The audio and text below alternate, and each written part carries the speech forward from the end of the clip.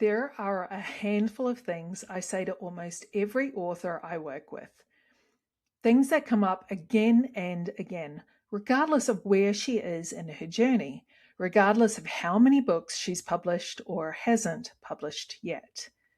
And I've been thinking lately that these things deserve a wider audience because the women in my mentorship hear them.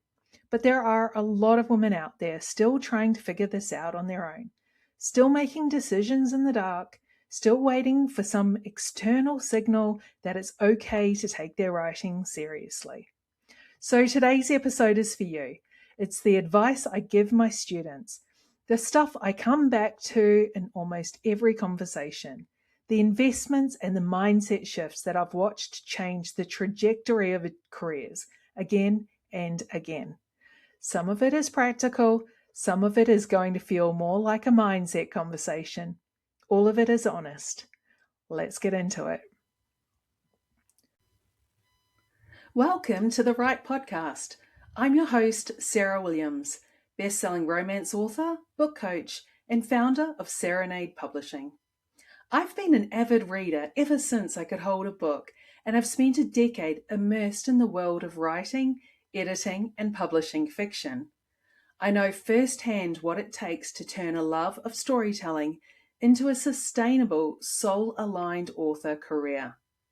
Each week, I share real talk about writing fiction, marketing smarter, and staying inspired, along with up-to-date industry insights and the strategies that are working right now. You'll also hear from fellow authors, editors, and industry experts who are out there doing the work and making waves. Here, we put the woo in the work of writing, publishing, and growing your author business. Think of this as your creative business pep talk, packed with heart, hustle, and a little bit of magic.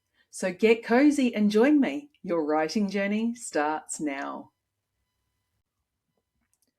When a new client comes to me, one of the first things I do is listen to how she talks about investing in herself. Not just financially, though that's part of it. I mean more broadly. Does she treat her writing career like something that deserves real resources? Time, money, energy, attention? Or does she treat it like something she'll get serious about once she's earned the right? Because here's what I've noticed. The writers who are stuck are almost always stuck in a holding pattern of their own making. They're waiting for the manuscript to be finished, for the savings account to look a certain way, for life to get a little quieter, for something outside themselves to say, now you're allowed. And I understand that deeply. I've been there. But what I know from years of working with authors is that the waiting doesn't protect you, it just delays you. The 4 investments I'm going to talk about today are the ones I come back to most often in my mentorship. They're the ones that, when a client finally commits to them, I watch everything start to shift. So let's go through them now. The first thing I talk about with almost every author I work with is money mindset. And before anyone switches off, stay with me for a minute because this is not abstract. Here is what I see constantly. A woman who is talented, who is serious, who has a genuine vision for her author career, but who is running a very old story about money in the background. A story that says spending money on yourself is indulgent, that responsible people wait for proof before they invest, that you earn the right to be supported by first doing it alone. That story is costing her, not just financially, it's costing her time, direction, momentum, and the kind of clarity that only comes when you stop trying to figure everything out by yourself. What I tell my students is this: investment is not a reward for success. It is often the mechanism of it. The authors who build real, sustainable careers don't wait until everything is already working before they put resources in it. They decide what they're building and they fund it with intention. They treat their creative career the way any business owner would treat a business they believed in. And alongside that, I talk about manifesting, not in a passive vision board and wait kind of way, but in a practical, identity based way. What I encourage my students to do is write about their author life in present tense, as if it's already happening. Every morning, describing the books that are out in the world, the readers they're connecting with, the career they're actively building, in as much detail as they can access. What this does, and I've watched it happen over and over, is close the gap between who they are right now and who they're becoming. It trains your nervous system to believe that what you're building is real and possible. And once your nervous system believes it, your decisions start to reflect it. The principle I come back to is this: belief becomes the proof. You don't wait for evidence that it's going to work out and then commit. You commit, and the evidence begins to arrive. That's not magical thinking. That is how every serious creative career I've ever watched get built has actually worked. The second thing I want to tell you is this: get a coach, and get one sooner than feels comfortable. I'm not saying this because I am a coach, though I understand that's how it might land. I'm saying it because of what I've watched happen to writers who finally have a thinking partner in their corner, versus writers who are still trying to piece things together from blog posts and Facebook groups and borrowed advice from other people who are also figuring it out. The difference is not subtle. What a good mentor gives you is not just information, it's perspective. It's the ability to look at your specific situation, your books, your goals, your timeline, your strengths, and give you a direction that is actually calibrated to you, not to what worked for somebody else, not generic advice dressed up as a strategy, yours. The women who come to me and make the most significant progress are not always the ones with the most books published or the most experience. They're the ones who are genuinely coachable, who come in ready to make decisions, not just gather more information. And very often they come having already invested in mentorship before, which means they already understand the value of that kind of support. I had a client recently, and I'll keep the details vague to protect her privacy, but she had been circling the same publishing decision for almost a year. She'd asked everyone she knew. She'd done all the research. She still couldn't move. We resolved it in one session, not because I'm magic, but because she needed someone who could look at the full picture with her and help her see what she was actually choosing between. That's what coaching does. It collapses the timeline on clarity. Now, the objection I hear most often is, I can't afford it. And I want to sit with that honestly for a moment because I take it seriously. I know that coaching at this level is an investment, but here's the question I always ask back: what is the cost of not having it? The publishing decisions made without the right information, the months spent going in circles, the launches that underperform because the strategy wasn't there, the creative energy that goes into self-doubt instead of building, those things have a price too. They're just harder to see on a spreadsheet. The right coaching investment returns on itself, and the clarity it gives you, you carry it forward. You don't have to buy it back every time you face a new decision. So my advice: find the mentor who is genuinely a few steps ahead of where you want to be. Someone whose career you respect, someone you trust. Have the conversation. Stop waiting until you feel ready, because readiness is built by doing, not by waiting. The third investment I talk about constantly, and the one I think is most consistently underestimated, is the retreat. Not a webinar, not an online summit, though those have their place.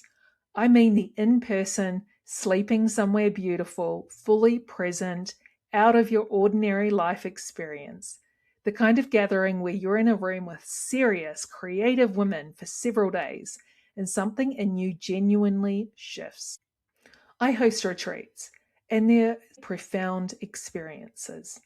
And what I watch happen to the women who come every single time follows a pattern.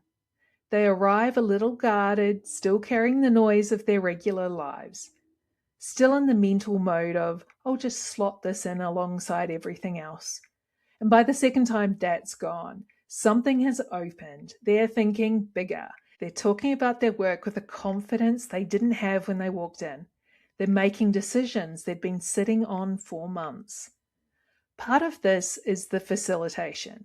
Part of it is simply being removed from the environment that keeps you small. But a huge part of it is the other women in the room.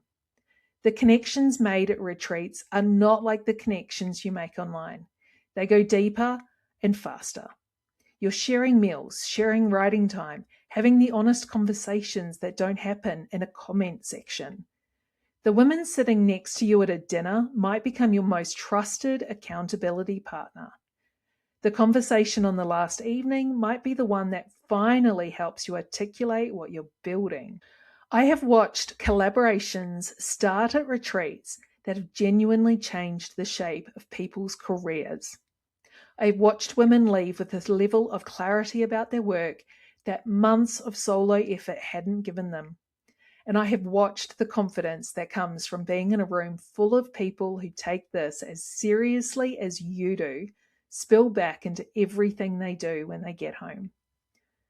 Your environment is always communicating something to your nervous system. When you put yourself in a room full of women who are investing in their work, who speak about their writing with conviction, who are building real things, you start to carry that frequency back into your daily life. So what I tell my students is this: put the retreat on the calendar before you feel financially ready. Save for it specifically. Treat it as a non-negotiable line item, not a luxury you'll get to eventually. Because not one woman has ever left one of these experiences and told me she wished she hadn't come. The fourth investment, and this one ties closely to retreats, is showing up at industry events, conferences and festivals, the rooms where your field actually gathers. I host the Sunshine Coast Fiction Festival, and one of the things I see year after year is the authors who keep coming back, the ones who make it a fixture in their calendar. And what I've noticed is that it's not just the sessions that bring them back, though the sessions matter. It's the calibration. Being in that room once a year recalibrates something in them that ordinary life slowly erodes. Here's what industry events give you that nothing else does. They give you real-time intelligence about the publishing landscape. The industry moves fast. What's true about distribution, about reader behavior, about platform algorithms, about which genres are growing and which are contracting, this changes constantly. The conversations you have in a conference hallway are more current and more specific than anything you'll read in an article. The offhand comment from someone who's just come out of a meeting with a major publisher. The indie author who's just cracked a strategy that nobody's talking about yet. That kind of information circulates in rooms. You have to be in the room to get it. They give you a sense of proportion. When you're working alone, it is very easy to lose perspective, to feel like what you're building is fragile and uncertain, and maybe a little unlikely. Walking into a room of hundreds of authors who are already doing this, all taking it seriously, all building something real, to something to that feeling immediately. It reminds you that this is a real industry and you belong in it. And they give you relationships, the kind that develop over years and become genuinely foundational to your career. I have made connections at industry events that changed the direction of what I've built. Introductions that lead to things I could not have predicted. Friendships that have become part of my professional community in ways that still surprise me. What I tell my students is, stop seeing the conference ticket as a cost and start seeing it as access. because that's precisely what it is. Access to information, to people, to relationships, and to a version of yourself that has been reminded she belongs in these rooms. And go with an intention. Know what you're there for. Know what questions you're sitting with. Know what kind of conversation would make the whole trip worth it. That intention shapes what you find. Money mindset, manifesting, coaching, retreats, and conferences. If I had to name the single thread running through it all is this: identity. Every one of those investments works because of how it changes the way you see yourself. The author you become when you have a mentor who believes in your potential. The author you become when you've sat in a room full of serious women who are building real things. The author you become when you stop waiting for external permission and start operating from a deeper belief in your own work. This is the thing I come back to again and again in my mentorship. You don't wait to feel like an author CEO and then act like one. You act like one and the identity follows. The investments, the rooms, the practice, they're all in service of that becoming. They're how you close the gap between who you are and who you actually are building toward being. That's the through line. And once you understand it, the investments start to feel less like costs and more like steps. If today's episode has resonated with you, I want to tell you about the most intimate way I work with authors right now. It's called the Author CEO Private Mentorship.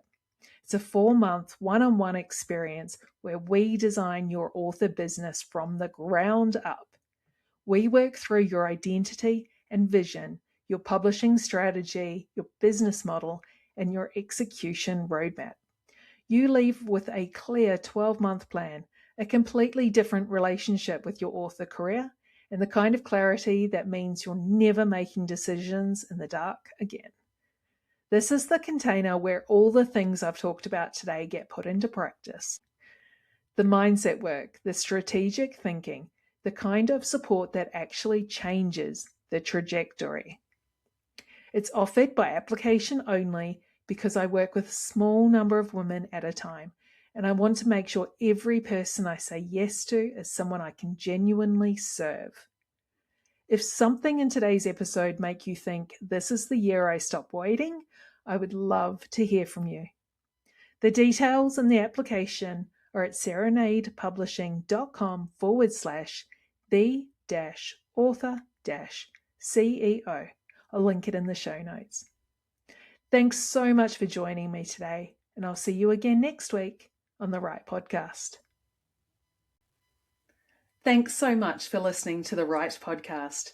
If you enjoyed today's episode, it would mean the world if you'd leave a review and share the show with your writer friends. It helps more creatives find their way to us. And don't forget to follow Serenade Publishing on Instagram and TikTok for more writing tips, publishing advice, and exciting events to keep you inspired. Keep writing, keep dreaming, and know that I'm here to support you every word of the way.